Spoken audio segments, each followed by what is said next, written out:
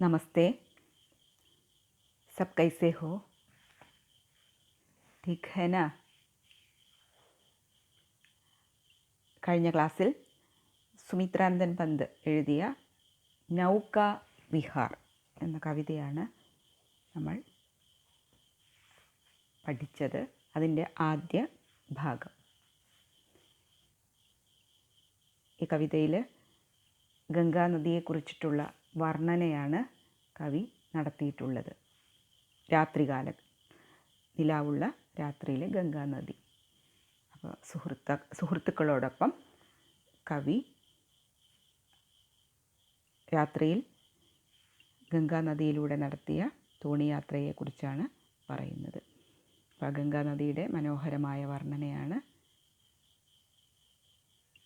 ഇത് ചെയ്തിട്ടുള്ളത്.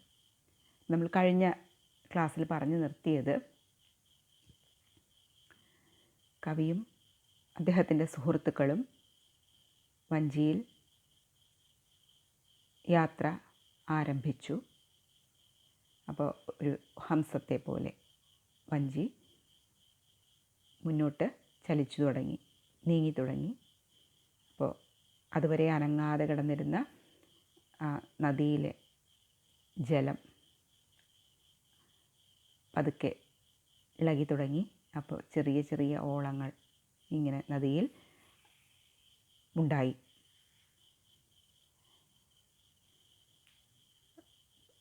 പിന്നെ വഞ്ചി മുന്നോട്ട് പോയി ഗംഗാനദിയുടെ നടുഭാഗത്ത് എത്തിയിരിക്കുന്നു. അപ്പോൾ അതുവരെ വെള്ളത്തിൽ നിലാവ്, നല്ല പരന്നൊഴുകുന്ന നിലാവ്, ആ നിലാവിൽ അനങ്ങാതെ കിടന്നിരുന്ന വെള്ളത്തിൽ ആകാശത്തിൻ്റെയും നക്ഷത്രങ്ങളുടെയും മറ്റും പ്രതിബിംബം കാണാമായിരുന്നു. ഇപ്പോൾ വെള്ളം അനങ്ങി തുടങ്ങിയപ്പോൾ അതൊക്കെ ഇല്ലാതായി. അങ്ങനെ കവിയും സുഹൃത്തുക്കളും ആ വഞ്ചിയിൽ യാത്ര ചെയ്തു. ഇപ്പോൾ നദിയുടെ മധ്യഭാഗത്ത് എത്തിയിരിക്കുന്നു. അപ്പോൾ ആ മധ്യഭാഗത്ത് നിന്ന് നോക്കുമ്പോൾ മറുകര, ഗംഗാനദിയുടെ മറുകര, ദൂരെയായിട്ട് മറുകര കാണാം. അപ്പോൾ ആ മറുകരയിൽ ധാരാളം വൃക്ഷനിരകൾ അങ്ങനെ കാണാം. അപ്പോൾ ആ വൃക്ഷനിരകൾ കവിക്ക് ഗംഗാനദിയുടെ ആ തീരം ഗംഗാനദിയുടെ കാമുകനെ പോലെയാണ് കവിക്ക് മനസ്സിൽ അനുഭവപ്പെടുന്നത്. അപ്പോൾ ആ കാമുകൻ്റെ വളഞ്ഞ പുരികക്കൊടികളെ പോലെ തോന്നിക്കുകയാണ്. അതുപോലെ തന്നെ വലിയ കണ്ണുകളായിട്ടൊക്കെ കവിയുടെ മനസ്സിൽ അനുഭവപ്പെടുന്നു. പിന്നെ ആ നദിയുടെ മധ്യഭാഗത്തായി ഒരു ചെറിയ ദ്വീപ് കാണപ്പെടുന്നു. അപ്പോൾ ആ ദ്വീപ് കണ്ടപ്പോൾ കവി ആ ദ്വീപിനെ എന്തായിട്ടാണ് സങ്കല്പിക്കുന്നത്? മാംകെ അതായത് അമ്മയുടെ നെഞ്ചോട് ചേർന്ന് കിടക്കുന്ന ശിശു, കൊച്ചു കുഞ്ഞായിട്ട് ആ ദ്വീപിനെ കവിയുടെ മനസ്സ് അങ്ങനെയാണ് അതിനെ കാണുന്നത്. അമ്മയുടെ മാറോട് ചേർന്ന് കിടക്കുന്ന കൊച്ചു കുഞ്ഞായി ആ ദ്വീപിനെ കവി സങ്കല്പിക്കുന്നു. ആ സമയം ഒരു പക്ഷി പറന്നു പോകുന്നു. അപ്പോൾ കവി ആ പക്ഷിയെ ചക്രവാക പക്ഷിയായി സങ്കല്പിക്കുന്നു. അത് ചക്രവാക പക്ഷിയായിരിക്കണം ആ പറന്നു പോയത്. അപ്പോൾ ചക്രവാക പക്ഷിക്ക് ഒരു പ്രത്യേകതയുണ്ട്. രാത്രിയായിക്കഴിഞ്ഞാൽ അത് ഇണയുമായി വേർപിരിയുന്നു. പിന്നെ പ്രഭാതത്തിലാണ് അവർ ഒന്നിക്കുക. അപ്പോൾ ഇവിടെ ഇണയുമായി പിരിഞ്ഞ് പറന്നു പോകുന്ന പക്ഷി വിരഹദുഃഖത്തിൽ പറക്കുകയായിരിക്കും. അപ്പോൾ പറക്കുന്ന സമയത്ത് ആ പക്ഷിയുടെ ഛായ, നിഴൽ, പ്രതിബിംബം ആ വെള്ളത്തിൽ ചിലപ്പോൾ പക്ഷി കണ്ടിരിക്കാം. അപ്പോൾ അതിൻ്റെ പ്രിയതമയെക്കുറിച്ച് ഓർമ്മ വരുന്നുണ്ടാവും. അപ്പോൾ അതതിൻ്റെ പ്രിയതമയെ അന്വേഷിച്ച് പോവുകയായിരിക്കും എന്ന് കവിയുടെ മനസ്സ് സങ്കല്പിക്കുകയാണ്. അപ്പോൾ ഇത്രയും ഭാഗങ്ങളാണ് കഴിഞ്ഞ ക്ലാസ്സിൽ നമ്മൾ പഠിച്ചത്. ഇനി ഇന്നത്തെ ക്ലാസ്സിൽ അതിൻ്റെ ബാക്കിയുള്ള കുറച്ച് ഭാഗം കൂടി ഇന്നത്തെ ക്ലാസ്സിൽ നമുക്ക് പഠിക്കാം. അപ്പം ഇനിയുള്ള ഭാഗത്ത് കവി പറയുന്നത് ഇങ്ങനെയാണ്. പത്വാർ ഘുമാ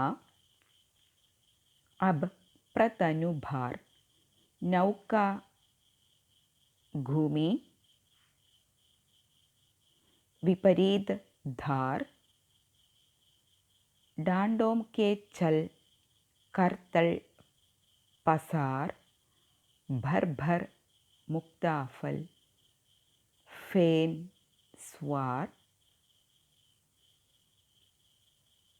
बिखराती जल में तार हार चांदी के सांपों सी रलमल नाचती रेशमियाँ जल में चल रेखाओं सी घिंच तरल सरल लहरों की लतिकाओं में घिल सौ सौ शशि सौ सौ उड़ू झिलमिल.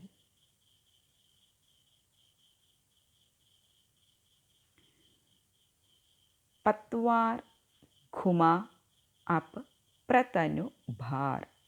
ഇനി കവി പറയുന്നത് ഇങ്ങനെയാണ്. ഞങ്ങൾ തോണിയിൽ യാത്ര തുടങ്ങി. ഇപ്പോൾ നദിയുടെ മധ്യഭാഗത്ത് എത്തി. മധ്യഭാഗവും കഴിഞ്ഞ് ഞങ്ങൾ മറുകരയിൽ എത്തി. അതിനുശേഷം തിരിച്ച് യാത്ര പുറപ്പെട്ട കരയിലേക്ക് തന്നെ വരികയാണ്. അപ്പോൾ പത്വാർ ഘുമ അബ് പ്രതനു ഭാർ നൗക ഘൂമി വിപരീത് ധാർ. പത്വാർ ഘുമ തുഴ. അപ്പോൾ ഞങ്ങൾ തിരിച്ച് വരികയാണ്. ഗംഗാനദിയുടെ മറുകരയിലെത്തി. അവിടെ നിന്ന് തിരിച്ച് ഞങ്ങൾ വരികയാണ്. അപ്പോൾ തിരിച്ചു വരുമ്പോൾ പത്വാർ ഘുമ തുഴ എറിഞ്ഞു, അതായത് വഞ്ചി മുന്നോട്ട് പോകാനായി തുഴയെറിഞ്ഞു. പ്രതനു ഭാർ ശക്തിയായി, വളരെ അപ്പോൾ ശക്തിയായി തുഴയെറിഞ്ഞു, അതായത് തുഴയാൻ തുടങ്ങി. അപ്പോഴോ നൗക ഘൂമി വിപരീത് ധാർ.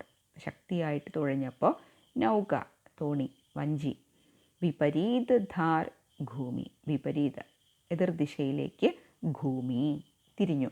അതായത് മറുകരയിലെത്തി. ഞങ്ങൾ അവിടെ മറുകര കണ്ടു. തിരിച്ച് ഇങ്ങേ കരയിലേക്ക് തന്നെ വരികയാണ്.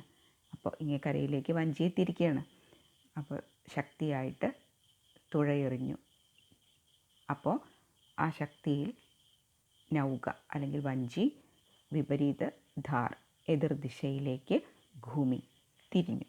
അങ്ങനെ ഞങ്ങൾ മടങ്ങി വരികയാണ്. ഡാണ്ടോം കെ ചൽ കർ തൾ പസാർ ഭർ ഭർ മുക്താഫൽ ഫേൻ സ്വാർ. ഡാണ്ടോം കെ ചൽ, ഡാണ്ടോം തുഴ. അപ്പം തുഴ ശക്തിയായിട്ട് തുഴഞ്ഞപ്പോൾ എന്ത് സംഭവിച്ചു? കർത്തൽ പസാർ ഭർ ഭർ മുക്താഫൽ ഫേൻ സ്വാർ. അപ്പോൾ ആ വഞ്ചിയെ മുന്നോട്ട് കൊണ്ടുപോകാനായിട്ട് ശക്തിയായിട്ട് തുഴഞ്ഞപ്പോൾ ആ തുഴ വഞ്ചിയുടെ ചിറകുകളെ പോലെയാണ് കവിക്ക് തോന്നുന്നത്. അപ്പം അത് വഞ്ചിയുടെ ചിറകുകളായിട്ട് ആ തുഴ അനുഭവപ്പെട്ടു. അങ്ങനെ തുഴഞ്ഞപ്പോൾ ഫേൻ സ്വാർ ഭർ ഭർ, നിറയെ നുരയും പതയും, വെള്ളം ശക്തിയായിട്ട് തുഴഞ്ഞപ്പോൾ അവിടെ നിറയെ നുരയും പതയും ഉണ്ടായി. ആ വെള്ളത്തിൽ നുരയും പതയും വന്നു. ബിഖരാത്തി ജൽമേം താർഹാർ വെച്ച് കഴിഞ്ഞാൽ കുറേ നക്ഷത്രങ്ങൾ ഇങ്ങനെ വാരി വിതറിയതുപോലെ. വെള്ളത്തിലെ നിറയെ നുരയും പതയും ആവുമ്പോൾ അതിങ്ങനെ കുറേ നക്ഷത്രങ്ങൾ, ആകാശത്തിങ്ങനെ നക്ഷത്രങ്ങൾ വാരി വിതറി കിടക്കുന്നത് പോലെ ആ ഗംഗാ നദിയിലെ ആ വെള്ളത്തിൽ നിറച്ച് നുരയും പതയും വന്നു. അതായത് വഞ്ചി ശക്തിയായിട്ട് തുഴഞ്ഞപ്പോൾ. അപ്പോൾ ഒരു നക്ഷത്രങ്ങളുടെ ഒരു കൂട്ടം, ഒരു താരഹാരം പോലെ എന്ന് വെച്ച് കഴിഞ്ഞാൽ നക്ഷത്രങ്ങളുടെ ഒരു മാല ഇങ്ങനെ കുരുത്തിട്ടതുപോലെ തോന്നിച്ചു. ചാന്തിക്ക് സാംപോംസി രൽമൽ നാച്തി രശ്മിയാം ജൽമേം ചൽ. പിന്നെ മാത്രമല്ല നല്ല നിലാവുണ്ടായിരുന്നു ആ സമയത്ത്. ചാന്തിക്ക് സാംപ്, ചാന്തി വെള്ളി, സാമ്പ് പാമ്പ്, വെള്ളി നിറമുള്ള പാമ്പ് പോലെ. അപ്പോൾ അതായത് ഗംഗാനദിയിലുണ്ടാകുന്ന ആ കുഞ്ഞു ഓളങ്ങൾ, ചെറിയ ഓളങ്ങൾ, ആ ഓളങ്ങളിൽ നിലാവ് വന്ന് പതിക്കുമ്പോൾ, നിലാവ് വന്ന് തട്ടുമ്പോൾ ആ ഓളങ്ങളിങ്ങനെ ഇളകുന്നുണ്ട്. അപ്പം അത് വെള്ളി നിറമുള്ള പാമ്പുകളായി കവിക്ക് അനുഭവപ്പെടുകയാണ്. എന്നിട്ട് ആ പാമ്പ്, വെള്ളി നിറമുള്ള ആ പാമ്പ്, അതായത് ആ ഓളങ്ങളാകുന്ന വെള്ളി നിറമുള്ള പാമ്പ് വെള്ളത്തിലൂടെ ഇങ്ങനെ രൽമൽ നാച്തി, ഇഴഞ്ഞിഴഞ്ഞ് പോകുന്നതായി കവി സങ്കല്പിക്കുകയാണ്. അപ്പം എന്ത് നല്ല ഭാവനയാണ് കവിയുടെ. അപ്പോൾ നിലാവ് പതിക്കുന്നു. അപ്പോൾ നിലാവിൽ ഗംഗാനദിയിലെ വെള്ളം ഓളങ്ങളുണ്ടാവുന്നു. ആ ഓളങ്ങളിങ്ങനെ ഇളകുമ്പോൾ നിലാവും ആ ഓളങ്ങളിൽ വന്ന് പതിക്കുമ്പോൾ അതിൽ വെള്ളി നിറമുള്ള ചലിക്കുന്ന, ഇഴഞ്ഞിഴഞ്ഞു പോകുന്ന പാമ്പുകളായി കവി സങ്കല്പിക്കുന്നു. പിന്നെ ലഹരോം കി ലതികാവോം മേം ഖിൽ സൗ സൗ ശശി സൗ സൗ ഉഡു ജിൽമിൽ. ലഹരോം കി ലതിക, അപ്പോൾ വെള്ളം ഇങ്ങനെ ഇളകിക്കൊണ്ടിരിക്കുമ്പോൾ ഉണ്ടാകുന്ന ലഹർ, ഓളങ്ങൾ, കൊച്ചു കൊച്ചു ഓളങ്ങൾ. ആ ഓളങ്ങൾ ലതികാവോ മേം ഗിൽ, അപ്പോൾ ആ ഓളങ്ങളെ കവി ചെറിയ ലതിക എന്ന് പറഞ്ഞാൽ വള്ളിച്ചെടിയായിട്ടും സങ്കല്പിക്കുന്നുണ്ട്. ആ വള്ളിച്ചെടിയിൽ, ആ ഓളങ്ങളാകുന്ന വള്ളിച്ചെടിയിൽ സൗ സൗ ശശി സൗ സൗ ഉഡു, ഒരു 100 ചന്ദ്രന്മാരും 100 താരകങ്ങളും ജിൽമിൽ മിന്നിത്തിളങ്ങി നിൽക്കുന്നതായി കവിക്ക് തോന്നി. അതായത് അവിടെ 100 ചന്ദ്രന്മാരും 100 നക്ഷത്രങ്ങളും എന്ന് പറയുന്നത് ആ നുരയും പതയുമാണ്.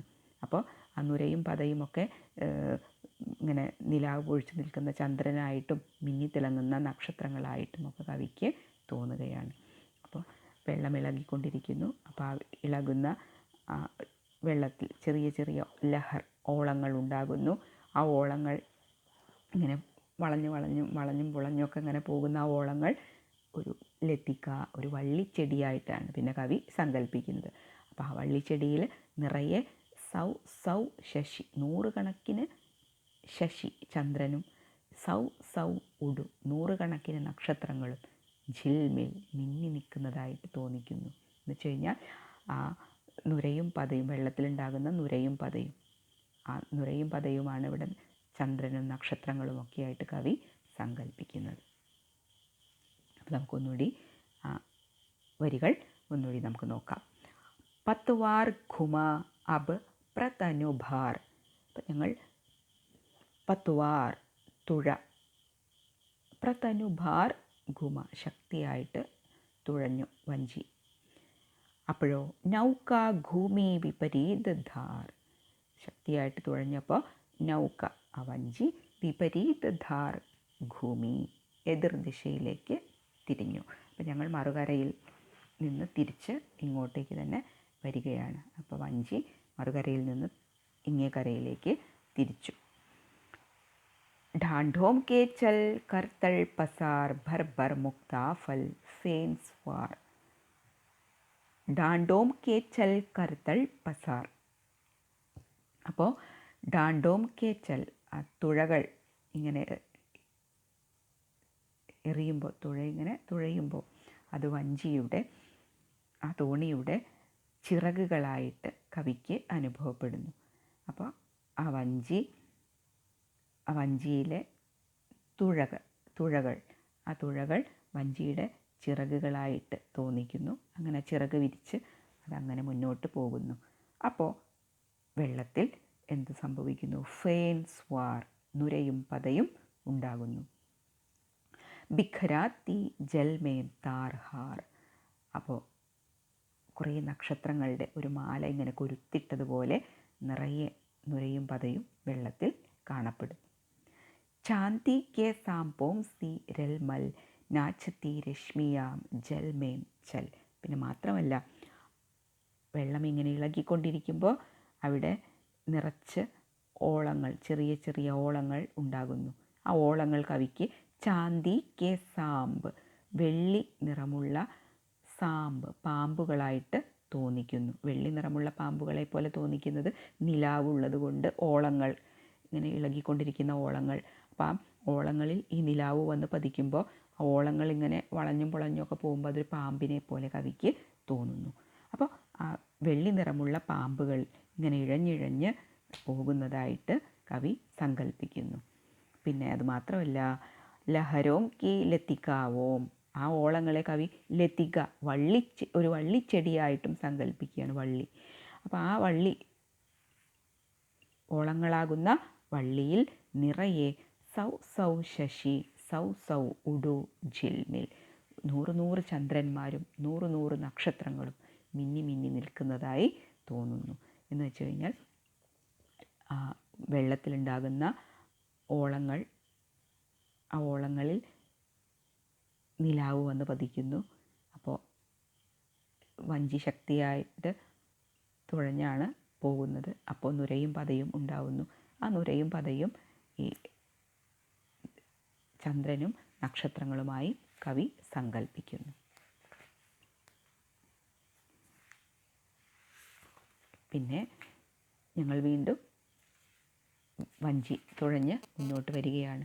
ഫൈലെ ഫൂൽ ജൽമേം ഫേനിൽ, ഫൈലെ ഫൂലെ ജൽമേം ഫേനിൽ. അപ്പോൾ വഞ്ചി ഇങ്ങനെ തുഴയുന്നതിനനുസരിച്ചിട്ട് ജൽമേം ഫേനിൽ, വെള്ളത്തിൽ, ഫേനിൽ പത, നുരയും പതയും ഉണ്ടായിക്കൊണ്ടേയിരിക്കുന്നുണ്ട്. അബ് ഉഥല സരിതാ കാ പ്രവാഹ് ലഗ്ഗി സേ ലേ ലേ സഹജ് ധാഹ്, ഹം ബഢേ ഗാഠ് കോ സഹോത്സാഹ്. അങ്ങനെ ഉഥല സരിതാ കാ പ്രവാഹ്, അങ്ങനെ ഞങ്ങൾ വഞ്ചി ശക്തിയായി തുഴഞ്ഞ് മറുകരയിലേക്ക് തന്നെ തിരിച്ചു വരികയാണ്. അപ്പോൾ ഏകദേശം കര എത്താറായി തുടങ്ങി. അതെങ്ങനെയാണ് ഞങ്ങൾക്ക് മനസ്സിലായത്? ഉഥല, ഉഥല എന്ന് പറഞ്ഞാൽ ആഴം, നദിയുടെ ആഴം. അപ്പോൾ സരിതാ കാ പ്രവാഹ്, സരിത നദി. അപ്പോൾ നദിയുടെ ഉഥല, ആഴം ഏകദേശം കുറഞ്ഞു കുറഞ്ഞ് വരുന്നു. അതായത് തീരത്തിനോട് അടുക്കുമ്പോഴാണ് ആഴം കുറഞ്ഞു വരുന്നത്. അപ്പോൾ നദിയുടെ ആഴം ഏകദേശം കുറഞ്ഞ് വരുന്നത് ഞങ്ങൾ മനസ്സിലായി. ലഗ്ഗി സേ ലേ ലേ സഹജ് ദാഹ്, ലഗ്ഗി, ലഗ്ഗി പറഞ്ഞാൽ തുഴ. അപ്പോൾ ആ തുഴ എറിയുമ്പോൾ ഞങ്ങൾക്കത് സഹജ് അനുഭവപ്പെട്ടു. ആ നദിയുടെ ആഴം എത്രത്തോളമുണ്ട് എന്ന് തുഴയെറിയുമ്പോൾ അല്ലെങ്കിൽ വഞ്ചി തുഴയുമ്പോൾ ഞങ്ങൾക്ക് മനസ്സിലായി. അപ്പോൾ ആഴം അങ്ങനെ കുറഞ്ഞു കുറഞ്ഞു വരുന്നത് മനസ്സിലായപ്പോൾ കര എത്താറായി എന്ന് ഞങ്ങൾക്ക് മനസ്സിലായി. ഹം ബഡേ ഗാഠ് കോ സഹോത്സാഹ്, കര എത്താറായി എന്ന് മനസ്സിലായപ്പോൾ ഞങ്ങൾ സഹോത്സാഹ്, ഒന്നുകൂടി ഉത്സാഹിച്ച് എന്ത് ചെയ്തു? ഹം ബഡേ ഗാഠ്, ഞങ്ങൾ അങ്ങേ കര ലക്ഷ്യമാക്കി വീണ്ടും തുഴഞ്ഞ് മുന്നോട്ട് പോകാൻ തുടങ്ങി.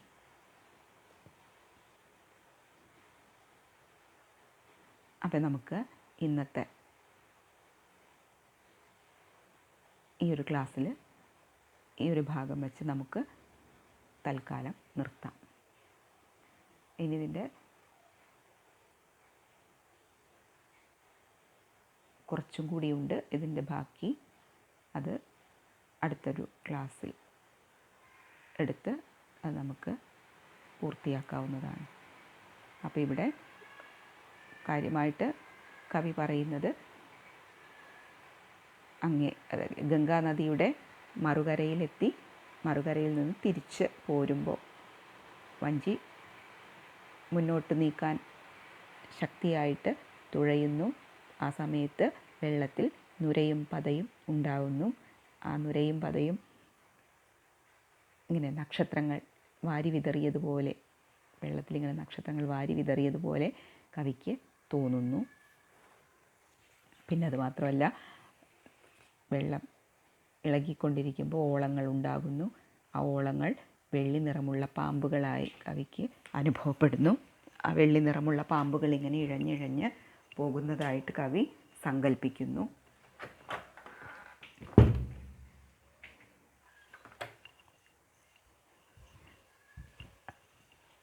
പിന്നെ അത് മാത്രമല്ല, ആ ഓളങ്ങൾ ലതിക എന്ന് കഴിഞ്ഞാൽ ചെറിയ വള്ളികളായി കവി സങ്കല്പിക്കുകയാണ്. ഓളങ്ങളെ വള്ളികളായിട്ട് സങ്കല്പിക്കുന്നു. ആ വള്ളികളിൽ 100 ചന്ദ്രന്മാരും 100 നക്ഷത്രങ്ങളും ഇങ്ങനെ മിന്നി തിളങ്ങി നിൽക്കുന്നതായിട്ട് കവിക്ക് തോന്നുന്നു. അങ്ങനെ വെള്ളത്തിൽ നുരയും പതയും നിറഞ്ഞ് നിൽക്കുന്നു. ഞങ്ങൾ മുന്നോട്ട് യാത്ര തുടർന്നുകൊണ്ടേയിരിക്കുന്നു.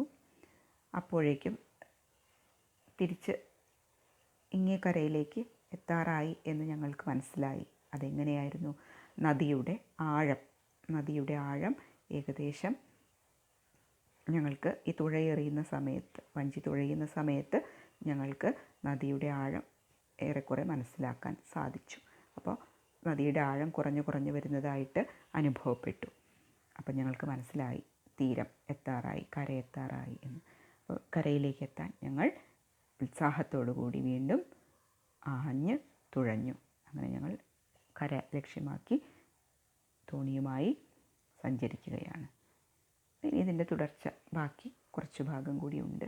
അപ്പം നമുക്ക് അടുത്ത ക്ലാസ്സോട് കൂടിയിട്ട് അവസാനിപ്പിക്കാം. അപ്പോൾ ഇതിൽ ഗംഗാനദിയുടെ രാത്രികാലത്തെ ഒരു മനോഹരമായ വർണ്ണന അത്രയേ ഉള്ളൂ ഈ ഒരു കവിത, നൗകാവിഹാർ എന്ന ഈ ഒരു കവിത. അത് വളരെ മനോഹരമായിട്ടത് സുമിത്രാനന്ദൻ പന്ത് അവതരിപ്പിച്ചിട്ടും ഉണ്ട്. അപ്പോൾ നമുക്കിതിൻ്റെ ബാക്കി അടുത്തൊരു ക്ലാസ്സിലാവാം. അപ്പോൾ അതുവരേക്കും എല്ലാവർക്കും ധന്യവാദം.